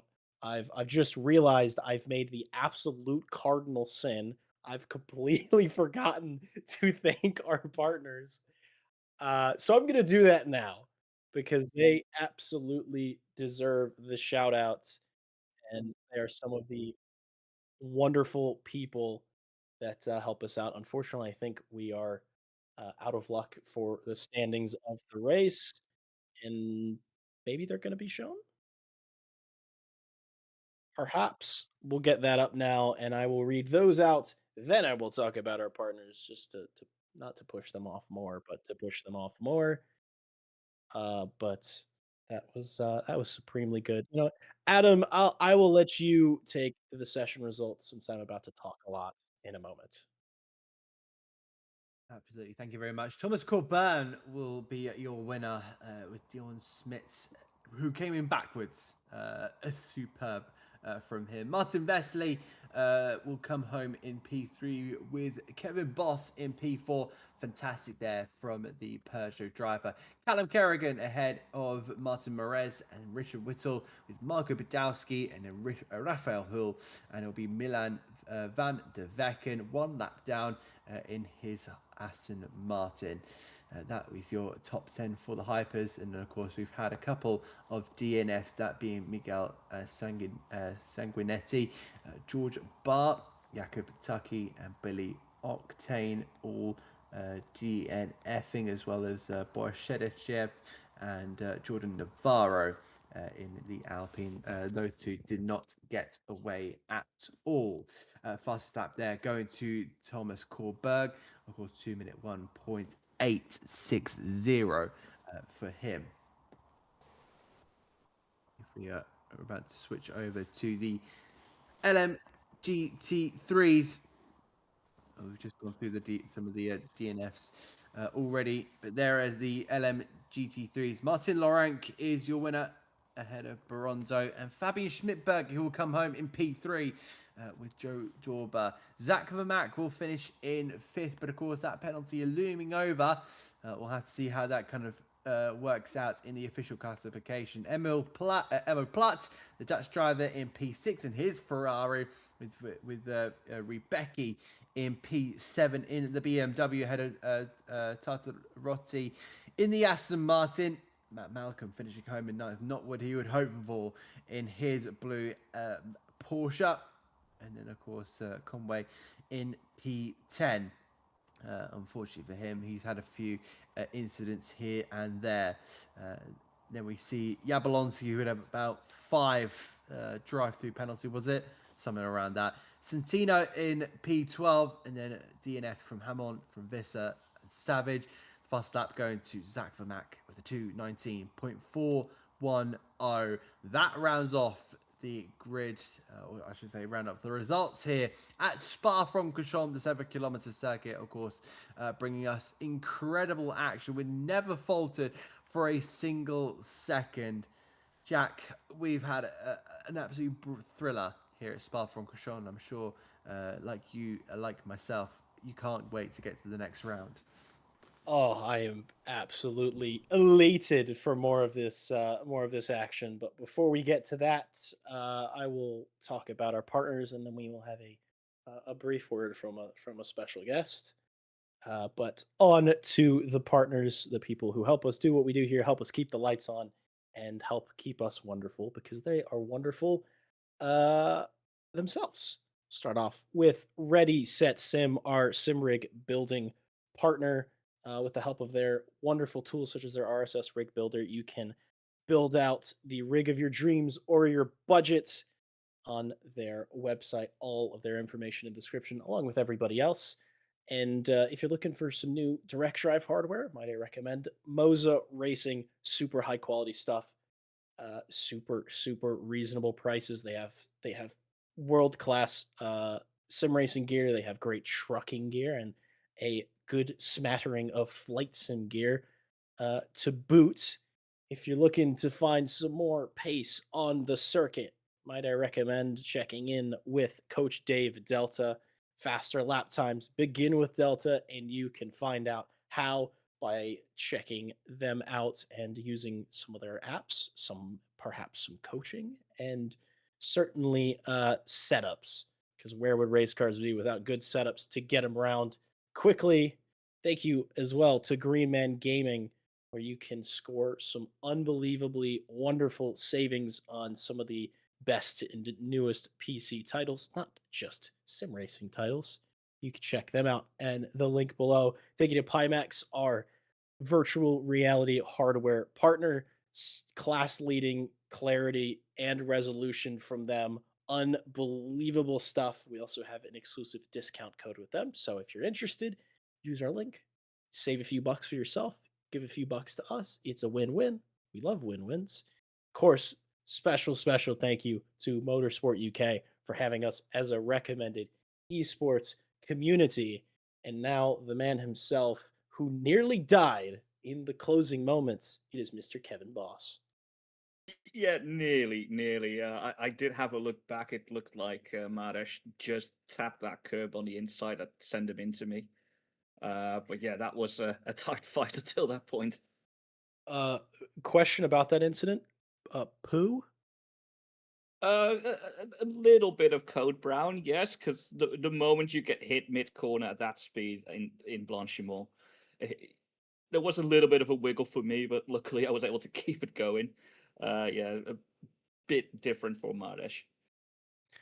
Yeah, I overall, I mean, it was a bit of an up and down race for you. I'm sure there's a specific incident that hangs on your mind, but a really solid result. A top five in the hypers. How'd the Peugeot treat you today? It seemed like a bit of a rocket ship. It was a lot better than in Monza. In Monza, I still had basically some old setups and having to get used to the new tires and the force feedback feeling off for me with the new tires. Now that I've got some updated setups, it feels a lot better. But yeah, I think what also helped is that I think halfway through Monza, or even a quarter way through Monza, I just started to do lift and coast, and that actually helped me quite a lot here as well to do that extra lap and yeah, be a good couple seconds shorter in the pits. Yeah, you outsaved the saving savior of Richard Withel. I think you ended up with a couple more percent than he had saved, which is impressive, especially given your pace. Adam, do you have any words for Mister Boss? Nothing from me apart from congratulations, a fantastic race from you. Yeah, thank you. It's definitely nice when my quality's never good, but going from P10 to P4, even with a spin in the bus stop somewhere quarter way in, yeah, I'm very happy with that result. Well, congratulations from us. Of course, thank you for racing, and I'll see you at Imola. See you there. Have a good one, my friend, and thank you to all of you for joining us on this edition, round three of the RCI Multi Sprint Series, season five. We are off again. We are off for a midseason week, midseason break next week. Getting my words all twisted up. So no racing from us next Friday. The following, we will return. We will be at Imola, a personal favorite of mine. Hence my decision to go racing. And if you want to see what that looks like for me to be in the wall on lap four, catch us on our broadcast. Then thank you to all of our drivers. Thank you to Mr. Edwards for shouting in our ears and giving us wonderful pictures. Thank you to Mr. Adam Reed for joining me in the box. Thank you to all of you again for joining us. Be good to yourselves. Go have an ice cream. And we look forward to seeing you all soon. You ready? Three, two, one, go. Get behind the wheel, let's go. Grip the road, feel the flow. Thunder roaring, steel alive. Live this dream and drive. Tires burning with gasoline. Push the limits, chasing green. One shot, don't slow. Go on, we'll take control. Engines scream alive tonight. Blazing past the red line. Outrun the night, won't lose this fight. Follow the road, red line for show. We're chasing taillights, don't let go. Under the stars, we'll go so far. This is who we are. Chasing taillights. Chasing taillights. Chasing taillights. We're chasing taillights. The miles they fade, but they don't die. Faster now, the hours fly by. Sweat and gears, hearts in sync. On the edge, on the brink. Clock ticks down, stakes are high. One mistake, we kiss us goodbye. Don't slow down, we're not done. Finish line for the strong ones. Engines scream.